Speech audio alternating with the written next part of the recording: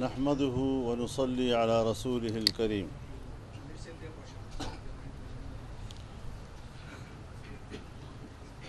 گزشتہ 2 روز یہیں مفتی محمود مرکز میں جمعیت علماء اسلام پاکستان کی مرکزی مجلس شورا کا 2 روزہ اجلاس ہوا. اس اجلاس میں ملکی اور بین الاقوامی صورتحال پر تفصیلی غور کیا گیا اور آپ کے لیے جو امانت اس اجلاس نے میرے حوالے کی میں آپ کے حوالے کر رہا ہوں.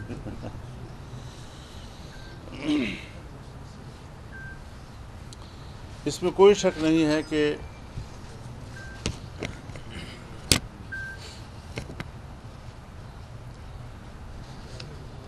عمرانی حکومت نے ملکی معیشت کو بے رحمی کے ساتھ زمین بوس کیا.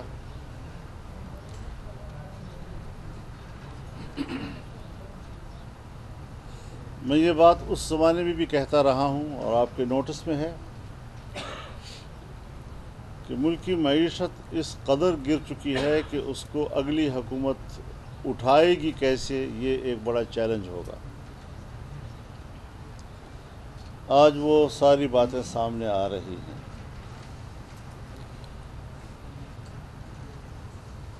ہر چند کہ پاکستان اس وقت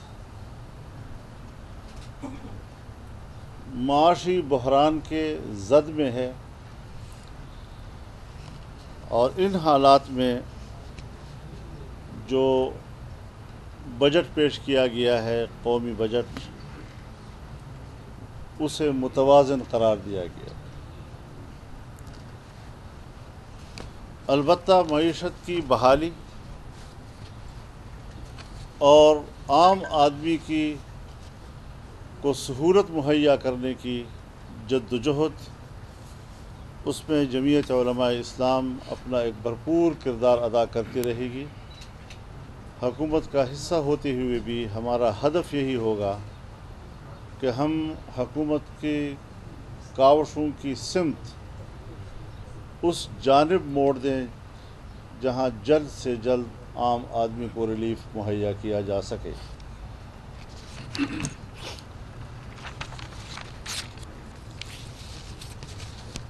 اجلاس نے 9 مئی کو ہونے والے واقعات اور ریاستی اداروں پر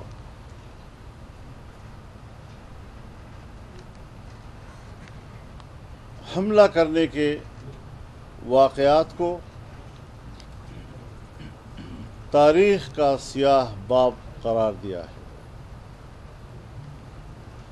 جہاں شدید الفاظ میں ایسے واقعات کی مذمت کی گئی ہے، وہاں حکومت کو واضح طور پر یہ تجویز دی گئی ہے کہ اس طرح کے فتنے کی بیخ کنی ہونی چاہیے اور سخت سے سخت اقدامات اٹھانے چاہیے.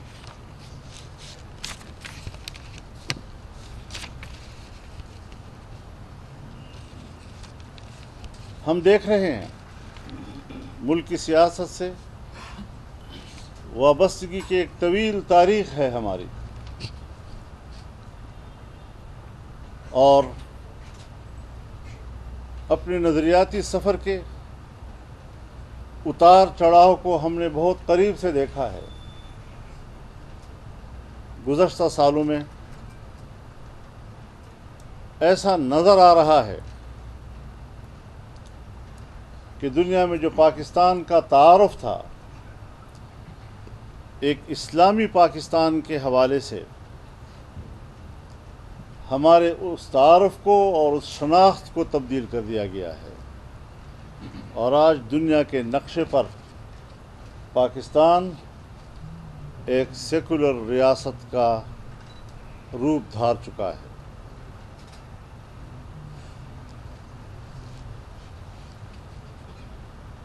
جبکہ قیام پاکستان کا بنیادی مقصد اسلام کا عادلانہ نظام ہے۔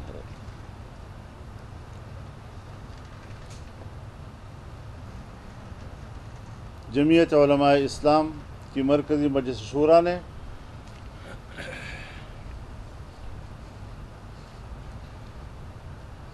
جماعت کے تمام کارکنوں کو ہدایت دی ہے کہ ملک کی اسلامی شناخت کو دوبارہ بحال کرنے کے لیے اپنی جدوجہد کو عصر نو منظم کریں اور اسے انتخابی مہم کا حصہ بنائیں۔ یہ ہماری زندگی کے بنیادی اہداف میں سے ہے۔ پاکستان کو ایک حقیقی اسلامی ریاست بنانے، معیشت کو اسلامی خطوط پر استوار کرنے، اسلام کے زرعی اصولوں پر عمل درآمد کرتے ہوئے انسانی حقوق کے تحفظ کے لیے عصر نو باقاعدہ مہم کا آغاز کیا جائے اور اسلامی تعلیمات کی روشنی میں اعتدال پر مبنی رویوں کو فروغ دیا جائے۔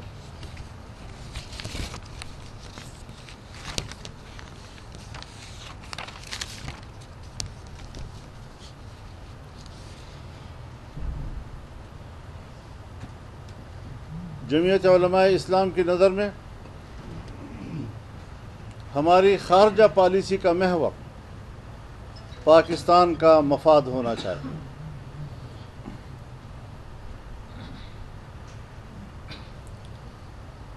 کسی بھی ملک کے ساتھ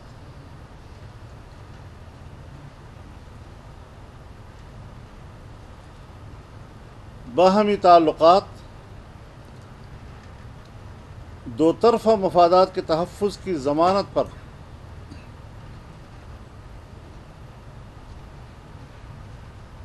مبنی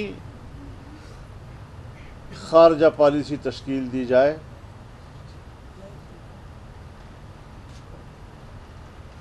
علاقائی اور پڑوسی ممالک کے ساتھ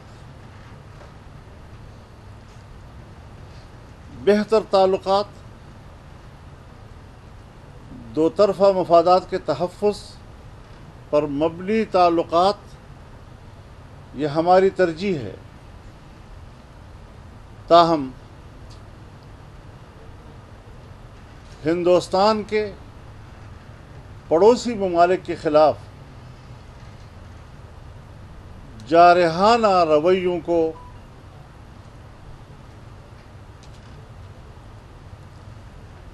ناپسند کرتے ہیں، ان کے جارحانہ رویوں کی شدید مذمت کرتے ہیں۔ کشمیر پر قبضہ عمران مودی کی گٹھ جوڑ کا نتیجہ ہے۔ کشمیر پر غاصبانہ قبضے کے لیے اقدامات کرنا یہ ایک جارحانہ عمل ہے۔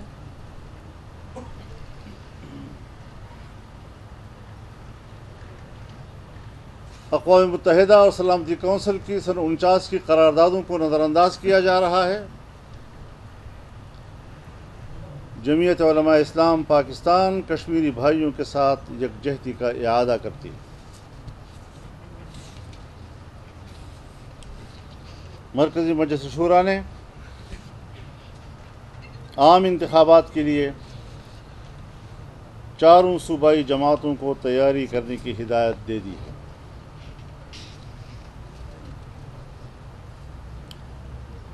میں آپ حضرات کو یہ بھی بتاتا چلوں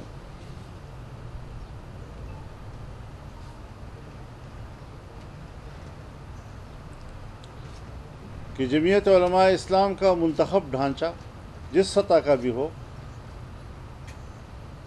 جب 4 سال پورے ہو جاتے ہیں تو پھر ہم پورے ملک میں رکن سازی کی مہم چلاتے ہیں۔ پرانے ساتھی اپنی رکنیت کی تجدید کرتے ہیں اور نئے لوگوں کو رکنیت کی دعوت دی جاتی ہے۔ سو 1 محرم الحرام بمطابق 1445 ہجری انٹرا پارٹی الیکشن کے لیے نئی روٹ سازی کا آغاز کیا جائے گا۔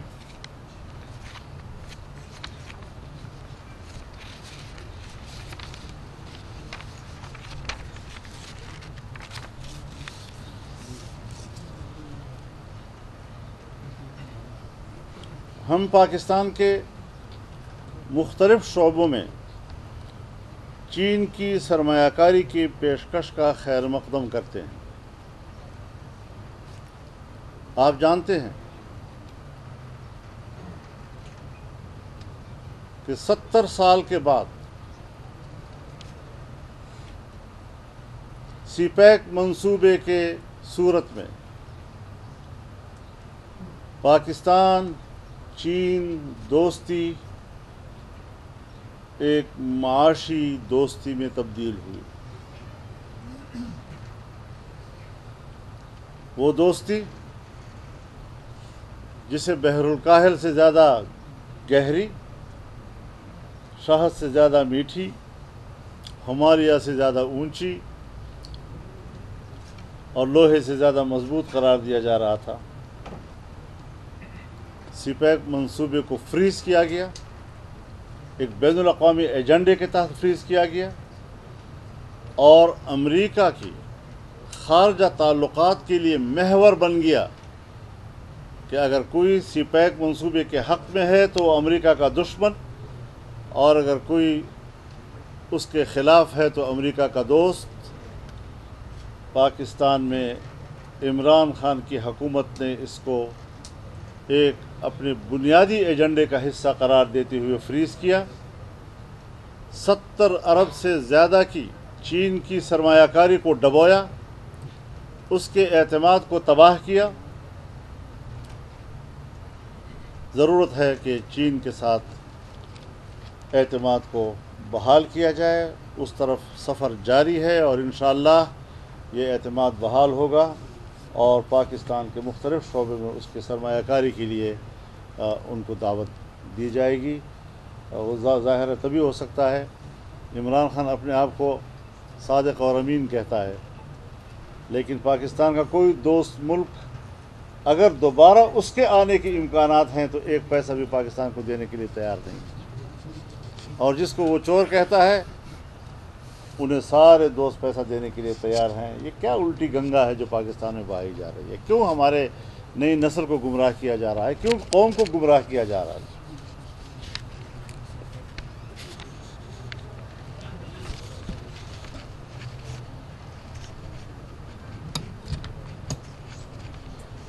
کل پرسوں میں جو ہمارے صوبے میں بھی اور کچھ حصے پنجاب میں بھی ایک بہت ہی سخت طوفان آیا، بنو اور لکی مروت اور کرک میں تو کافی جانی مالی نقصان بھی ہوئے ہیں، مالی نقصان تو بہت زیادہ ہے لوگوں کا، تو اس حوالے سے تشویش کا اظہار کیا گیا۔ قیمتی جانوں کے ضیاع پر افسوس کا اظہار کرتے ہوئے مرحومین کے لیے فاتحہ خوانی بھی کی گئی، اور ہم نے فوری طور پر مرکزی حکومت کو بھی اور صوبائی حکومت کو بھی یہ کہا ہے کہ ان کی بحالی کے لیے فوری اقدامات کریں، اور وہاں کے جو ہمارے نمائندے ہیں وہ اس وقت بھی وہاں عوام کے صفوں میں موجود ہیں، وہاں کے لوگوں سے ہمدردی کا اظہار کر رہے ہیں، نقصانات کا جائزہ لے رہے ہیں، اور انشاءاللہ متاثرہ علاقوں کو مکمل تعاون دینے کے لیے جمعیت علماء اسلام اپنا کردار ادا کرے گی۔ ایک منٹ تو ایک بات رہ گئی ہے وہ کر لیتا ہوں۔ جمعیت علماء اسلام کی مرکزی شورا نے ترکی کے صدر طیب اردوغان کی تیسری مرتبہ ترکی کا صدر منتخب ہونے پر مبارکباد پیش کی ہے۔ ان کی قیادت میں ترک قوم کی ترقی کا سفر انشاءاللہ جاری رہے گا۔ پاکستان اور عالم اسلام کے ساتھ ترکی کے تعلقات نئے منازل طے کرے گی۔ اللہ تعالی ہمارے برادر اسلامی ملک کو ترقی کے راہ پر گامزن کرے۔ ہم ان کے ساتھ انتہائی بہتر تعلقات کے حق میں ہیں اور پوری اسلامی دنیا کی باہمی تعلقات کو اچھی نگاہ سے دیکھتے ہیں۔ چین کی کوششوں سے سعودی عرب اور ایران کے درمیان جو تعلقات کی بہتری کے لیے اقدامات ہوئے ہیں، ہم اس کا بھی خیر مقدم کرتے ہیں۔ ترکی اور سعودی عرب کے درمیان تعلقات کی بہتری اس کا بھی ہم خیر مقدم کرتے ہیں اور پورے عالم اسلام کے ایک قوت بننے کے لیے ہم اپنی کوششیں جاری رکھیں گے۔ آپ فرمائیں۔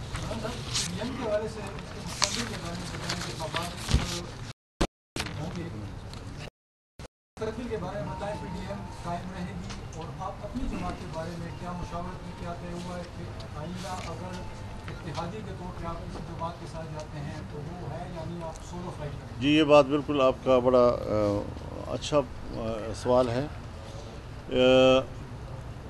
بنیادی طور پر پی ڈی ایم انتخابی اتحاد نہیں ہے،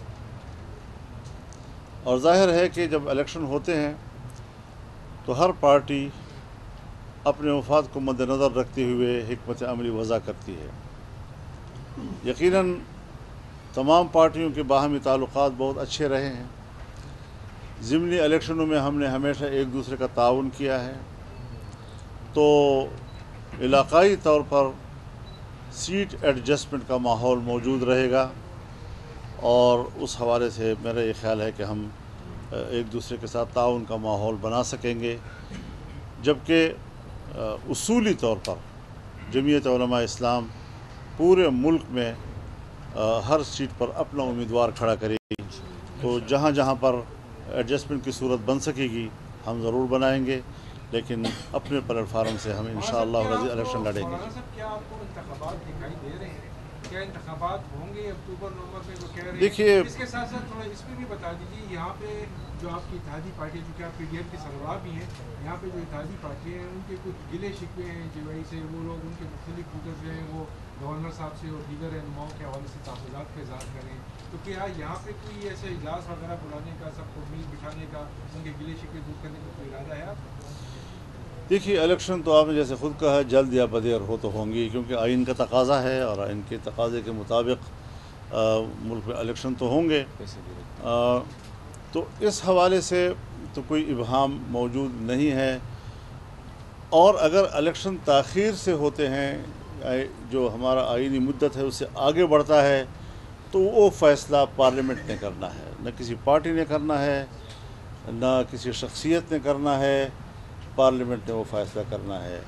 اور اگر آئینی مدت کے اندر ہونے ہیں تو پھر الیکشن کا شیڈول الیکشن کمیشن نے دینا ہے، نہ میں نے دینا ہے، نہ آپ نے دینا ہے، نہ وزیر اعظم نے دینا ہے۔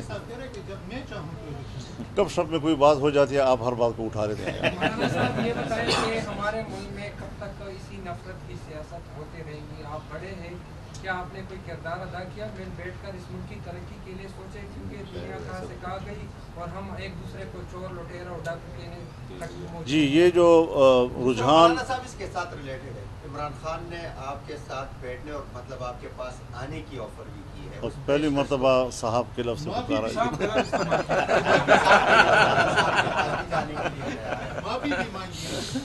میں گزارش کروں جی کہ یہ جو ہماری سیاست کے غلط رجحانات پیدا ہوئے ہیں یہ ہم نے پہلے نہیں دیکھے تھے۔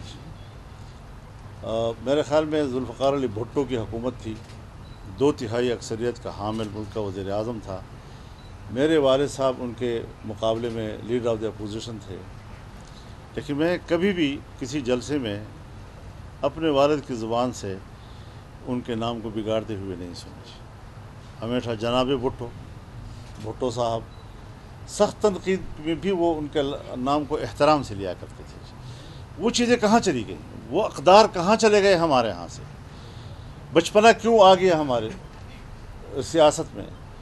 ایک دوسرے کی تذلیل کرنا، قیادت کی سطح پر لوگوں کے ناموں کو بگاڑ کے پیش کرنا، یہ جو ہماری نئی نسل کے اخلاق کو بگاڑا ہے، یہ قابل نفرت چیزیں ہیں۔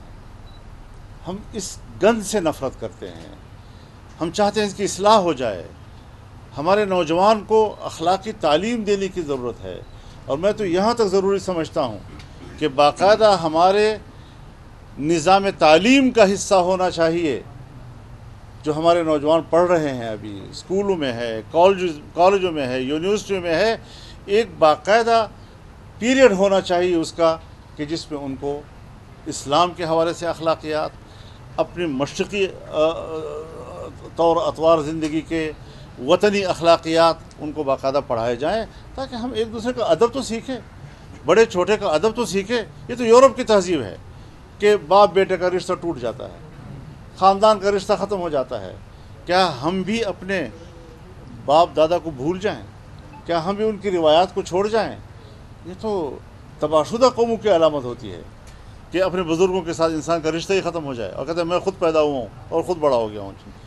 तो ये जो अखलाकियात का जनाजा निकाला गया है, यही वो लोग हैं जिसके बाद आप कहते हैं आप नफ़रत करते हैं। हम नफ़रत नहीं करते, ये काबिल नफ़रत चीज़ें हैं जिनकी इस्लाह की ज़रूरत है। मौलाना साहब, पाकिस्तान के नाम से एक नई पार्टी वजूद में आ गई है, तो क्या ऐसे किसी आंसर की गुंजाइश है या ज़रूरत महसूस की जा रही थी? किस नज़र से देखते हैं? तो फिर जो PTI से लोग निकले उसको आप कहाँ खपाते हैं?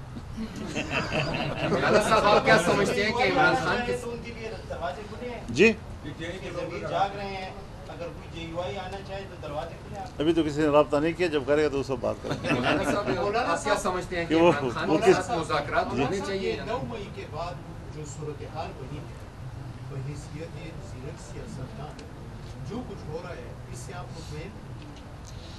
देखिए, बुनियादी बात यह है कि अगर मेरे घर पे हमला होगा तो उसके कर्ब का एहसास मुझे होगा। मुमकिन है मेरे रद्द-ए-अमल को आप मुनासिब न समझें। मौलाना साहब, इमरान मैंने यही बात कही है, बरतानिया में अगर बकिंगम पैलेस पर हमला हो जाए, अगर वहाँ की पार्लियामेंट पे हो जाए, या जब हुआ था तो वहाँ की हुकूमत का रद्द-ए-अमल क्या था जी? अभी जो कैपिटल हिल पे हमला हुआ, हज़ारों लोगों को गिरफ़्तार किया गया अमेरिका में, और जब हमारे यहाँ होता है तो फिर उनको तशवीश होती है, फिर उनको ये गैर जमहूरी रवैये नज़र आते हैं।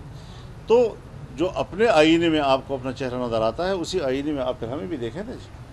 तो अगर आप अपने लिए एक चीज़ जो है वो कुछ जायज़ नहीं कहते, तो मेरे मुल्क में ऐसे इक़दाम को आप जायज़ क्यों कहते हैं? फिर जो मुद्दई है उसी को हक़ पहुँचता है कि वो अपना दावा किस तरह दायर करता है। मौलाना साहब, ये बता दीजिए कि इमरान खान के साथ मुज़ाकरात होने चाहिए या नहीं? आप क्या समझते हो? आइंदा आने वाले इंतखाबात में आपको क्या लगता है कि इमरान खान इंतखाबात का हिस्सा होंगे पार्टी? ये तो न मेरा इख्तियार है, न वो मेरे सामने कोई अदालत हो, कोई मेरे सामने पेश हो रहा है। अलबत्ता इतनी बात ज़रूर है, और हम वफाकी हुकूमत पर भी ये ज़ोर डाल रहे हैं अपने शरीक हुकूमत होते हुए, कि जो मेगा करप्शंस हैं वो क्यों मैच्योर नहीं हो रहा है अभी तक, क्यों उसके ख़िलाफ़ FIR नहीं आ रहे हैं जी। और अब सिर्फ इसी को देखेंगे कि 9 मई के वाक़यात, क्या आप पेशावर के सहाफ़ी हज़रात मेरे सामने बैठे हैं, मेरे सब कुछ बरखुरदार हैं, कुछ अपने भाई हैं, क्या BRT का मसला नहीं है यहाँ पर? क्या बिलियन ट्रीज़ का मसला यहाँ नहीं है? क्या मालूम जबे का यहाँ मसला नहीं है? और सेहत कार्ड का मसला यहाँ पर नहीं है। फिर वहाँ पर जो तोशाखाने का मामला आ गया, फिर उसके बाद वहाँ पर जो बड़े बड़े मेगा किस्म के करप्शन वहाँ सामने आए हैं, उन सारी चीज़ों को अगर 3 दफ़ा वज़ीर आज़म रहने वाला वो रातों रात गिरफ़्तार हो सकता है, उसको C क्लास में डाला जा सकता है, बेटी भी उसके साथ जेल में एक दूसरे के साथ मिलने की इजाज़त भी नहीं है, अहलिया जो है बिस्तर मर्ग पर है, उनके साथ रब्ता करने की इजाज़त नहीं दे रहे, टेलीफोन की इजाज़त नहीं दे रहे। जो रवैया दूसरों के साथ रखा गया, हम नहीं चाहते कि ये रवैया उनके साथ हो, हम ये भी तो नहीं चाहते कि सियासी लोग गिरफ़्तार हों, लेकिन एक तरफ़ा कानून नहीं चलना चाहिए जो अपने आप को अमीन और सादिक के लिबास में छुपाए हुए हैं, और वो अंदर से तारीख़ के बहुत बड़े मुजरिम हैं, उनको सामने लाना चाहिए। अजब बात तो ये है कि आज हमारी अदलिया जो है वो जुर्म के तहफ़्फ़ुज़ के लिए रह गई है। मौलाना साहब, एक बात आपकी हम सुनते थे और पसंद भी करते थे कि इमरान खान की जब हुकूमत थी, आप कहते थे कि एक धक्का इसको चाहिए, तो इसीलिए आपने PDM बनाया, उनको गिराया।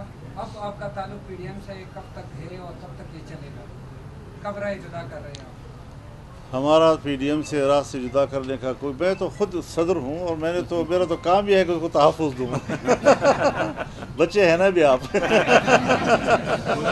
मौलाना साहब, ये जो जनाब। PTI की क़यादत तितर बितर है, एक सवाल आया, उसका जवाब आपने नहीं दिया। आइंदा आने वाले इलेक्शन में PTI इंतखाबात में हिस्सा लेती हुई आपको नज़र आती है या नहीं? आपने PTI की लीडरशिप को खपाने का एक हाल तो बता दिया इस्तेहकाम पाकिस्तान में।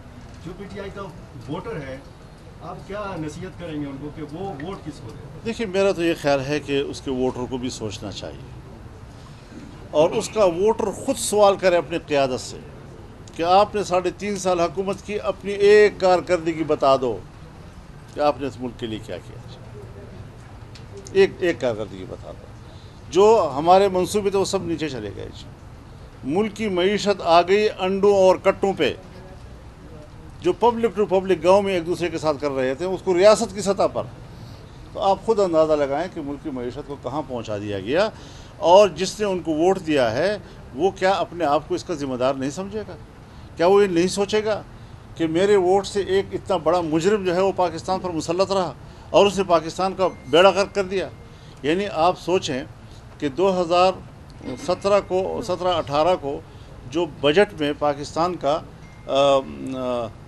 گروتھ ریٹ بتایا گیا تھا اور جو بڑے بڑے منصوبے ملک میں چل رہے تھے، کیا وہ سب نیچے نہیں آ گئے؟ کیا ان کے دور میں پاکستان کی سالانہ GDP ریشو جو ہے وہ 0 سے نیچے نہیں چلا گیا تھا؟ یہ ساری چیزیں ہر آدمی کو جاننا چاہیے۔ اگر وہ واقعی نظریاتی لوگ ہیں، اگر اس کو واقعی پاکستان کی فکر ہے، اگر اس کو اپنی خوشحالی کی فکر ہے، تو ان ساری چیزوں کو کارکردگی کی نظر میں دیکھنا چاہیے کہ ملک کو کون آگے بڑھانا چاہتے ہیں اور پاکستان کا دیوالیہ کس نے کیا ہے، اخلاقی لحاظ سے بھی، مالیاتی لحاظ سے بھی، اور ہر لحاظ سے ملک نیچے چلا گیا ہے۔ اس ملک کو دوبارہ اٹھانے کی ضرورت ہے۔ اگر دوبارہ کوئی سمجھتا ہے کہ عمران خان دوبارہ آئے گا اور ملک کو بنائے گا، تو لا یلدغ المؤمن من جحر واحد مرتين، کہ مومن ایک سوراخ سے 2 مرتبہ نہیں ڈسا جاتا۔ پابندی ہونی چاہیے جی PTI پہ پابندی ہونی چاہیے۔ میرے خیال میں یہ فیصلہ تو عدالت نے کرنا ہے، اگر عدالت غیر جانبدار ہو، ورنہ میری نظر میں تو اس پارٹی کو ہونا ہی نہیں چاہیے۔ مولانا صاحب یہ مومن سے مراد کیا اسٹیبلشمنٹ ہے یا عوام؟ عوام کو میں کہہ رہا ہوں، عوام کو کہہ رہا ہوں۔ مولانا صاحب یہ بتائیں جماعت اسلامی ڈاکٹر عافیہ صدیقی کی رہائی کا مطالبہ کری ہے، اس سارے اس میں آپ کا کردار کیا ہوگا؟ آپ کی جماعت کا کیا کردار ہوگا؟ ان کا ساتھ دیں گے؟ مجھے تو پتہ نہیں ان کی کاوشیں کہاں ہیں، مجھے تو نہیں نظر آ رہی۔ کوئی ہے؟ سینیٹر مشتاق گئے بھی تھے، ان کے ہاں گئے تھے، تو اس طرح سینیٹر طلحہ صاحب بھی گئے تھے، ملاقات بھی ہوئی تھی، ان کی تصویریں بھی وہ لائے تھے، میں بھی ان کے گھر گیا ہوں، ہم نے بھی بڑے ٹھیک ٹھاک ان کے ساتھ یکجہتی کا اظہار کیا تھا۔ لیکن اب رکاوٹ کیا ہے، یہ وہ راز کی بات ہے جو نہ مجھے کوئی بتانے کو تیار ہے نہ آپ کوئی بتانے کو تیار ہے۔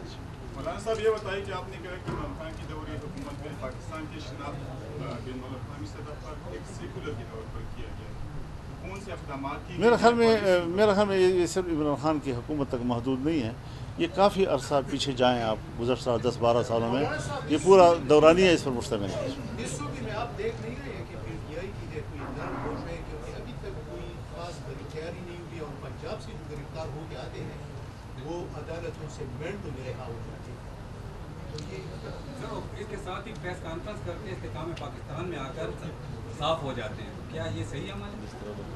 یہ کچھ چیزیں ہوتی ہیں جس کو پریس کانفرنس میں نہیں کہا جاتا یار، کچھ چیزیں جو ہیں تھوڑی سی کسی کا پردہ بھی رہنے دو نا یار۔ صاحب یہ بتائیں کہ پرویز خٹک آپ کی جماعت میں آنا چاہیں تو ان کے لیے دروازے کھولیں کہ نہیں؟ دیکھیے بات یہ ہے کہ یہ ساری چیزوں کو جماعتیں دیکھتی ہیں، جماعتیں اندھی نہیں ہوا کرتی ہیں۔ پھر جمعیت علماء اسلام باقاعدہ ایک نظریاتی جماعت ہے، اس کو سوچنا ہوتا ہے۔ میں کہتا ہوں کہ اگر ایک شخص جمعیت میں آنا چاہتا ہے، جمعیت کے دروازے ہر آدمی کے لیے کھلے ہیں، لیکن جمعیت میں آنے سے بھی اس کا جرم معاف نہیں ہو جاتا جی۔ جرم اپنی جگہ پر جرم ہے، جس کو عدالت کا سامنا کرنا چاہیے اور اس کو اپنا مراحل سے گزرنا چاہیے۔ میری تو یہ رائے ہے، ایک کارکن کی حیثیت میں یہی سوچتا ہوں کہ لیکن یہ کہ اس کی جو حکمت عملی جہاں بنی ہے، انہوں نے اس کی کیا حکمت عملی بنائی ہے، اس کے لیے کیا ایسی باتیں ہیں کہ جس میں کچھ چیزیں جو ہیں وہ منظر عام پر نہیں لے جا سکتی۔ معاشی حالات کی وجہ سے بات سے پڑ رہا ہے، ایسا نہیں کہ اپنا زمانہ آواز ہے بات کرنی چاہیے، معاشی حالات ڈاٹا کے حوالے سے ان کو پیسے نہیں دیے جا رہے۔ صوبے کے پلاننگ کمیشن اور جو فائنانس منسٹری ہے اس کی ایک ملاقات میرے ساتھ وہاں اسلام آباد میں بھی ہوئی تھی، اور اس کے بعد پھر ہم نے پرائم منسٹر صاحب سے درخواست کی تو وہ بھی یہاں پشاور تشریف لائے، اور گورنر ہاؤس میں یہ تمام سیاسی پارٹیاں بھی موجود تھیں، اور ساتھ میں प्लानिंग और फाइनेंस मिनिस्ट्रियाँ भी मौजूद थी, इसहाक डार साहब भी आए हुए थे, प्लानिंग के मिनिस्टर जो है हसन इकबाल साहब भी आए हुए थे, और यकीनन हमारा सूबा जो है दूसरे सूबों की निस्बत जो है, अब आप मुझे बताएं कि पिछली हुकूमत ने 450 अरब रुपया यहाँ लाई है, वो 450 अरब रुपये कहाँ चला गया कि मेरा सूबा आज कह रहा है कि 3 सूबों में ईद पैकेज लोगों को दिया गया मुलाजिमीन को, सिर्फ हमारे सूबे में हम इस पोजीशन में नहीं है कि हम किसी को ईद पैकेज दे सकें। क्यों इतना हम गिरे थे, किसने हमें गिराया? इतना बड़ा पैसा आने के बावजूद हम तनख्वाहें देने की पोजीशन में नहीं आ रहे, और वफाक इस वक्त खुसूसी पैकेज जो है वो सूबे को देने के लिए तैयारी कर रही है, ताकि किसी तरीके से भी हम अपने सूबे को मुश्किलात से निकालें और किसी बड़ी मुश्किल का सामना ना करना पड़े। जहाँ तक फाटा का ताल्लुक़ है, ये बात तो फिर मेरा भी अपनी हुकूमत से भी इख्तलाफ था।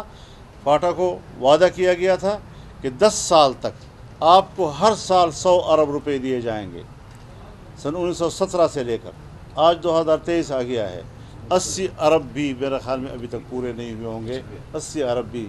और जहाँ एक साल में 100 अरब आपने उनको देने थे, वहाँ की इंफ्रास्ट्रक्चर को उठाने के लिए, वहाँ पर कॉलेजेस यूनिवर्सिटियाँ बनाने के लिए, तालीमी इदारे खोलने के लिए, हस्पताल खोलने के लिए, सड़कें बनाने के लिए, बिजली का निज़ाम, लोगों के मेयार ज़िंदगी को उठाने के लिए कि सेटल के साथ, और जल्दी थी इंतज़ाम की। अब इंतज़ाम कर लिया। अब वहाँ पर कितनी मुश्किलात हैं, क्या वहाँ पर हुकूमत है, क्या इंतज़ामिया वहाँ पर है, क्या वो अपना किरदार अदा कर सकता है? तो हम यही सोचते हैं कि भाई हम बड़े संजीदगी के साथ तजावीज़ देते हैं, लेकिन हमारी तजावीज़ को संजीदगी से लिया जाए। ये नहीं कि एक पार्टी की कोई ज़िद है, कोई ज़िद नहीं है। ये मुल्क हमारा है और इस मुल्क में हमारी बात को संजीदगी से लिया जाए तो इंशाल्लाह कोई मामला ख़राब नहीं होगा। मौलाना साहब, आप पीडीएम के सरबराही है, तमाम जमातों को बड़े करीब से देखा है। आइंदा आने वाली हुकूमत में अपने साथ किस पार्टी को शरीक देख रहे हैं और किसको अपोजिशन में? क्योंकि पीटीआई तो होगी नहीं, तो जाहिर बात है पीडीएम का एक हिस्सा ही अपोजिशन में होगा, तो किसको देख रहे हैं हुकूमत में और किसको जो जमीयत को सूट करेगा उस वक्त। साहब ये बताइए कि आप जो कि पीडीएम में तबलीग और आप सब बड़े एक्टिव हैं, नवाज शरीफ साहब के बारे में क्या इत्तलात है आपको खास तौर पर ज़ाती हैसियत में? क्या वो आएंगे इलेक्शन से पहले? ये फैसला उन्होंने खुद करना है। क्या है, कोई बात आपसे नहीं, कोई इस हवाले से हमारे साथ रब्ता नहीं है, उन्होंने खुद फैसला करना है। जिस वक्त मुल्क है उससे 3 दफ़ा वज़ीर आज़म रहे हैं, तो ऐसे कौन सी बात है जी? शुक्रिया जी, बहुत शुक्रिया जी। बजट 2023-24 की सबसे बड़ी ट्रांसमिशन बोल एक मर्तबा फिर सबसे आगे। वजीर खजाना की बजट तकरीर की सबसे बड़ी कवरेज 62% अवाम ने देखा बोल की स्क्रीन पर। Welcome back to the budget transmission. सबसे बड़े पैनलिस्ट और रिपोर्टर्स की बड़ी टीम ने बजट के लम्हे लम्हे की अपडेट से किया बाखबर अपनी आवाम को। गुजरात अदालत में यूँ कह रहा हूँ कि एक तरफ ये ख्वाहिश है कि लोगों को रिलीफ दी जाए, क्योंकि इलेक्शन सर पर है, तो कोई ऐसा बजट दे जो पॉपुलिस्ट हो। क्योंकि बोल रखता है खबर के हर पहलू पर नजर। बोल है सबसे आगे, सबसे पहले। सब्सक्राइब करें और बेल दबाएं ताकि कोई खबर रह न जाए।